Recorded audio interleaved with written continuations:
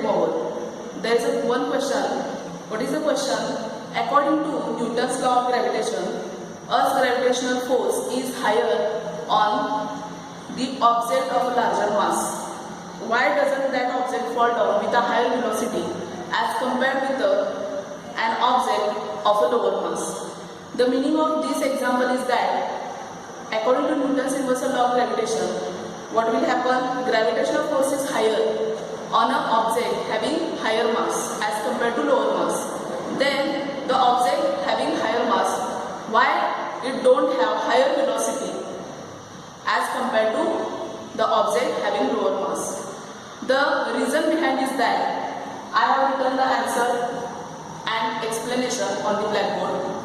We know that two equations, Newton's second law of equation, F is equal to ma, and this is Newton's universal law of gravitation, F is equal to g m upon r square. If you compare these two equations, what we will get? This small m get cancelled. Finally, what we will get? Acceleration. What is the equation of acceleration? Acceleration is equal to gm upon r square. That is, this acceleration does not depend on the mass of object. So, if the object has a higher mass or object has a lower mass, this acceleration does not depend on the mass of object. So, the mass of object is irrelative. So, this is independent of the mass of object, that is m. So, object of larger mass and object of lower mass fall down with the same velocity. That is, they have same acceleration. That is the reason behind that. That is, if we fall down two objects from a building or with a higher height, they will come down or reach the earth at the same time having same velocity. Then, next point present on the page number 30 is gravitational potential energy. We know that two terms, potential energy and kinetic energy. We know the definition of potential energy. What is the definition of potential energy? The energy stored in an object due to its position or a state is called as potential energy. This is new term, that is gravitational. Then what is the definition of gravitational potential energy? The definition of gravitational potential energy is that the energy stored in a body due to gravitational force between the body and the earth is called as gravitational potential energy. I am going to repeat the definition. The energy stored in a body due to gravitational force between the body and the earth is called as gravitational potential energy. Now, what is the equation of gravitational potential energy? The equation of gravitational potential energy is equal to minus gm upon r plus h. Then, we don't have derivation of the gravitational potential energy. This equation is directly given in your textbook. So, remember only this equation. What is the gravitational potential energy? It is equal to minus gm upon r plus h. You know all these terms, where capital G is equal to gravitational universal gravitational constant, capital M mass of the earth, small m mass of the object, r radius of the earth, and h is height of the object.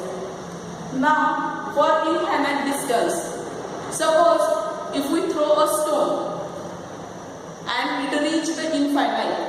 What is by infinite? You cannot count or measure the distance.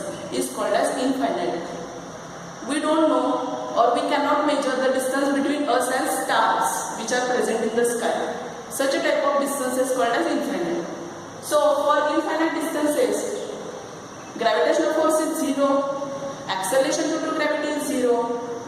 So, gravitational potential energy is also 0. Remember, for infinite distances, gravitational potential energy is 0. The next point present on the page number 30 after gravitational potential energy is escape velocity.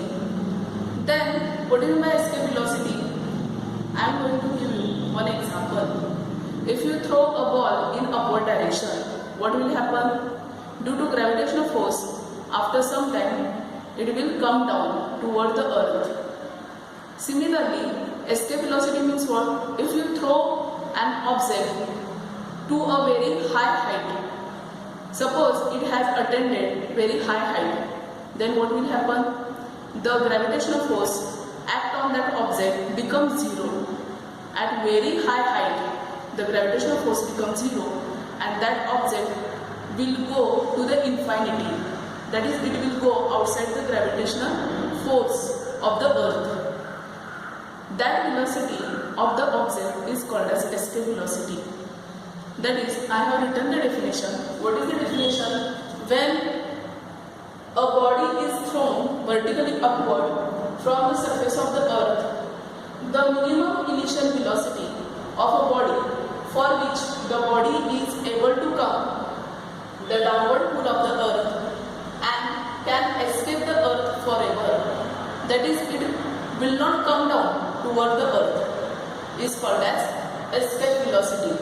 That is, initial velocity given to the object or a body such that it will not come down toward the earth and escape the earth forever, is called as escape velocity. म्हणजे एखादा object आपण इतक्या उंचीवर नेला की त्या उंचीवर अर्थ gravitational force act होणार नाही, त्यामुळे ती वस्तू खाली परत येणार नाही, ती काय जाणार स्पेसमध्ये निघून जाणार. त्या व्हेलॉसिटीला काय म्हणायचं? Escape velocity. Then Newton's third equation of motion. We have seen what is the Newton's equation of motion? V square is equal to u square plus 2as. When we throw object in upward direction, final velocity is equal to 0. So when we put the value of final velocity, what we will get?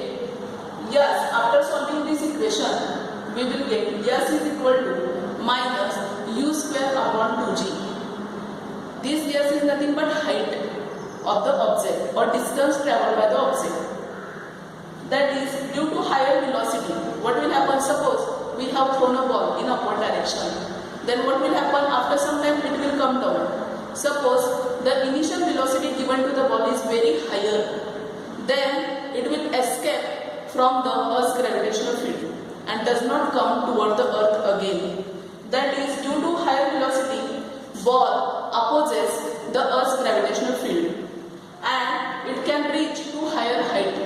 That is, it goes to infinity. It does not come again toward the Earth. It is called as escape velocity. Now, what is the expression for escape velocity? Now, the question will be asked in your exam. Derive the escape velocity. Then, you have to write in this way. Consider a body of a mass m which is thrown vertically upward from the surface of the earth. The initial velocity of a body be the escape velocity, that is v escape. Then we cannot consider the effect of air. Why we cannot consider the effect of air? Because we have seen there are another forces which act on the object which is thrown in vertically direction. Which are these objects? The frictional force of the air and buoyant forces. We are not taken into consideration these type of forces. Then suppose body is on the surface of earth. Suppose that body is placed on the surface of earth. Then what will happen? In that case, its kinetic energy is half mv escape square. We know that. We have learned this equation. Kinetic energy half mv square. Instead of v, you have to write v escape square. Then potential energy.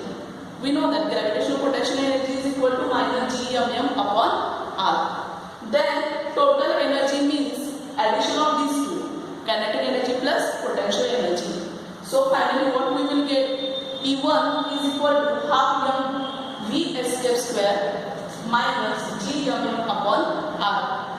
Then at infinite distance, suppose that object go to infinite distance, then what will happen? In that case, kinetic energy is also 0 and potential energy is also 0 because we cannot reach to the infinite distance. So we cannot measure kinetic and potential energy.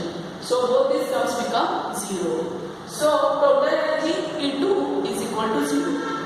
Then according to law of conservation of energy, E1 is equal to E2. So put the value. What is the value of E1? Half mv escape square minus gmm upon r is equal to 0. Then this quantity is minus. Then it will go for plus. Then what will happen? After solving this, we will get v square is equal to 2gm upon r. Taking square root of both quantity, what we will get? V square is equal to v square root 2gm upon r. This is the expression of escape velocity. If such a question asked in your exam, then write all these terms which I have written on the blackboard.